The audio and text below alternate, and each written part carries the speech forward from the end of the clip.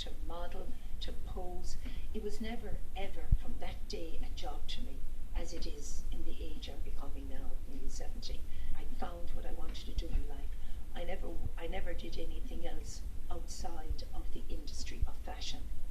At 15, she met 17-year-old Ger Lee, who became her husband and lifelong business partner. Well, we both lived on the same street, which was Kerry's Road. He lived at one end and I lived at the other.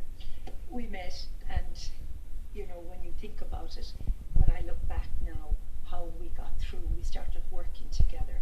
He insisted that I open our own boutique, and we did, and we never looked back there. And in the meantime, I was modelling all the time, and the agency was there all the time, and we worked the two together.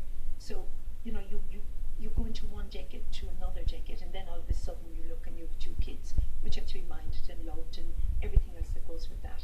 And then they're getting married. Next thing you end up in your 5 grandchildren, and you're gone into another decade. I looked at him the other day, and I just looked and thought, God, I know this man all my whole life, practically, since I was 15.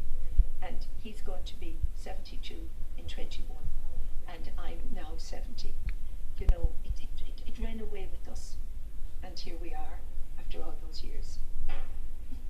They married when she was 22, and shortly afterwards she founded her own model agency.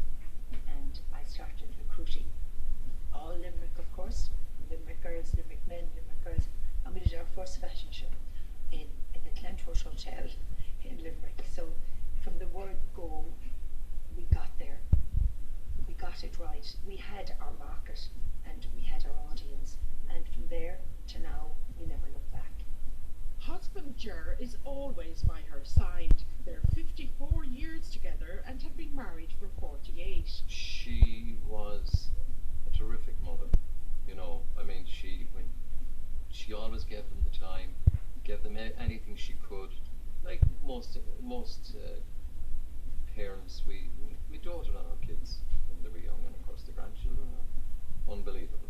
Gives us, you know, great joy. But Celia is no domestic goddess, as daughter Cecile revealed at a mayoral civic reception in Celia's honour earlier this year. We always knew that she was a little different. She wasn't your typical mother of the 80s. There wasn't, you know, domestic dinners and all those lovely things that, you know, cooking and baking, that didn't happen. But she had her charms in other ways, you know.